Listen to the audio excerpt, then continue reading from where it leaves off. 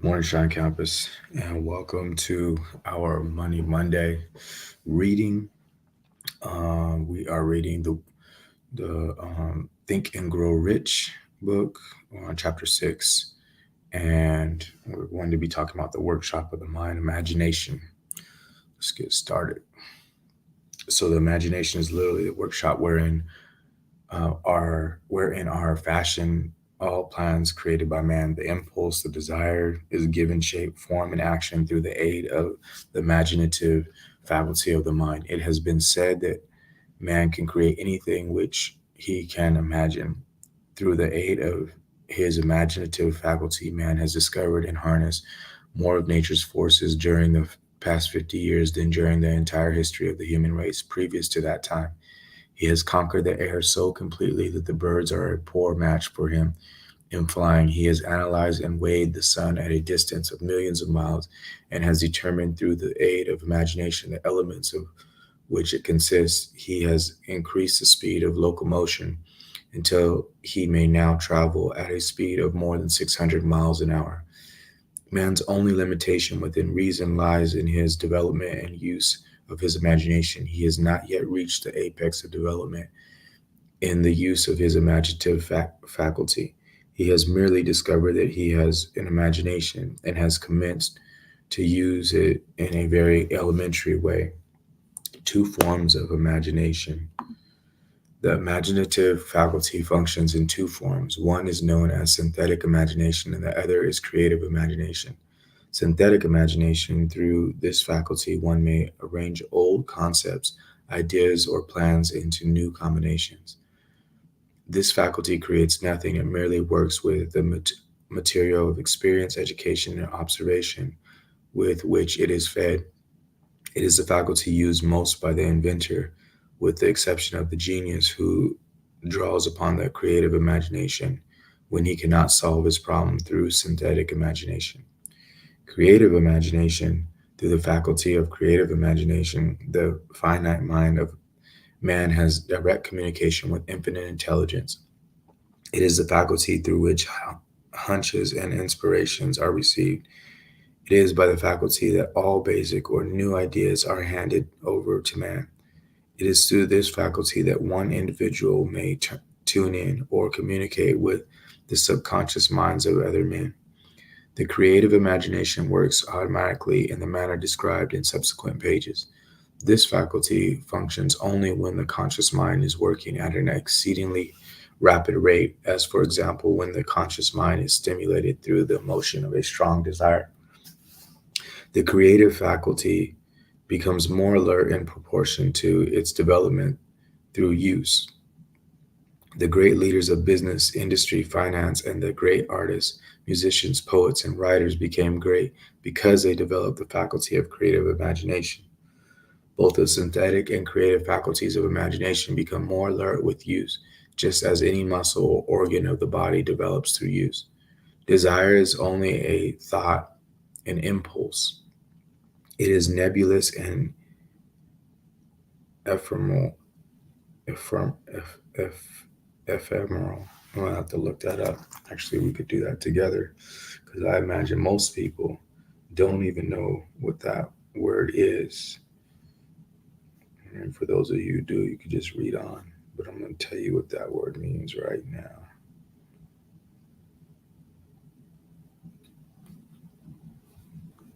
So the word means lasting a very short time, um, lasting one day only, uh, ephemeral fever. So something that is fleeting or short lived, ephemeral, ephemeral. All right, so desire is only a thought, an impulse. It is nebulous and ephemeral. It is abstract and no value until it has been transformed into its physical counterpart, while the synthetic imagination is the one which will be most frequently in the process of transforming the impulse of desire into money. You must keep in mind that the fact in mind the fact that you may face circumstances and situations which demand use of the creative imagination as well. Give your imagination some exercise. Your imaginative faculty may have become weak through inaction. It can be revived and made alert through use. This faculty does not die, though it may become quiescent. Quiescent. Here's another word that we'll look up together because definitely not knowing that one either. I actually do remember this word from eighth grade vocabulary words. We used to have this one. In a state of period of inactivity or dormancy, strikes were headed by groups of workers who had previously been quiescent. So it's a state of inactivity or a period of inactivity. So the faculty does not die, though it may be inactive through lack of use. Center your attention for the time being on the development of synthetic imagination because this is a faculty which you will use more often in the process of converting desire into money. Transformation of the intangible impulse of desire into the tangible reality of money calls for the use of a plan or plans. These plans must be formed with the aid of the imagination and mainly with the synthetic faculty. Read the entire book through, then come back to this chapter and begin at once to put your imagination to work on the building of a plan or plans for the transformation of your desire into money. Detailed instructions for the building of plans have been given in almost every chapter. Carry out the instructions best suited to your needs. Reduce your plan to writing if you have not already done so. The moment you complete this, you will have definitely given concrete form to the intangible desire. Read the preceding sentence once more. The moment you complete this, you will have definitely given concrete form to the intangible desire. Read it out loud very slowly as you do so. Remember that the moment you reduce the statement of your desire and a plan for its realization to writing, you have actually taken the first of a series of steps which will enable you to convert the thought into its physical counterpart. The laws that lead to fortune. The earth on which you live, you yourself, and every other material thing are the results of evolutionary change through which microscopic bits of matter have been organized and arranged in an orderly fashion. Moreover, and this statement is of stupendous importance, this earth, every one of the billions of individual cells of your body, and every atom of matter began as an intangible form of energy. Desire is thought impulse. Thought impulses are forms of energy. When you begin with the thought impulse desire to accumulate money, you are drafting into your service the same stuff that nature used in creating this earth and every material form in the universe, including the body and brain in which the thought impulses function. You can build a fortune through the aid of laws, which are immutable, but first you must become familiar with the laws and learn to use them. Through repetition and by approaching the description of these principles from every conceivable angle, the author hopes to reveal to you the secret through which every great fortune has been accumulated. Strange and paradoxical as it may seem, the secret is not a secret. Nature herself advertises it in the earth on which we live, the stars, the planets suspended within our view, in the elements above and around us, in every blade of grass, in every form of life within our vision. The principles which follow will open the way for understanding of imagination. Assimilate that with that which you understand as you read the philosophy for the first time. Then, when you reread and study it, you will discover that something has happened to clarify it and give you a broader understanding of the whole. Above all, do not stop nor hesitate in your study of these principles until you have read the book at least 3 times, for then you will not want to stop. How to make practical use of imagination. Ideas are the beginning points of all fortunes. Ideas are products of the imagination. Let us examine a few known well known ideas which have yielded huge fortunes, with the hope that the illustrations will convey definite information concerning the method im- uh, by which imagination may be used in accumulating riches. The enchanted kettle.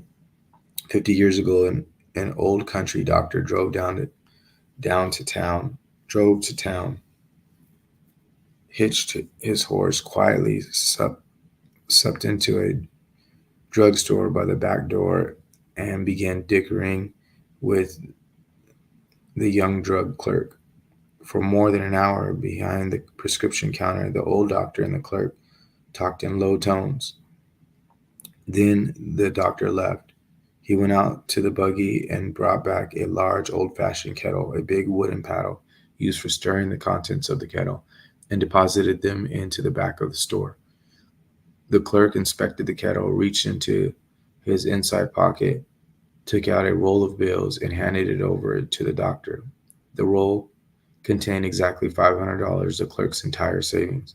The doctor handed over a small slip of paper on which was written a secret formula. The words on the small slip of paper were worth a king's ransom, but not to the doctor. Those magic words were needed to start the kettle to boiling. But neither the doctor nor the young clerk knew what fabulous fortunes were destined to flow from that kettle. The old doctor was glad to sell the outfit for $500. The clerk was taking a big chance by staking his entire life savings on a mere scrap of paper and an old kettle. He never dreamed his investment would start a kettle to overflowing with gold that would one day surpass the miraculous performance of Aladdin's lamp. What the clerk really purchased was an idea. The old kettle and the wooden paddle and the secret message on a slip of paper were incidental. The strange performance of the kettle began to take place after the new owner mixed with the secret instructions an ingredient of which the doctor knew nothing. See if you can discover what it was that the young man added to the secret message, which caused the kettle to overflow with gold. Here you have a story of facts stranger than fiction, facts which begin in the form of an idea. Let us take a look at the vast fortunes of gold this idea has produced. It has paid and still pays huge fortunes to men and women all over the world who distribute the contents of the kettle to the millions of people. The old kettle is now one of the world's largest consumers of sugar, thus providing jobs of a permanent nature to thousands of men and women engaged in growing sugar cane and in refining and marketing sugar.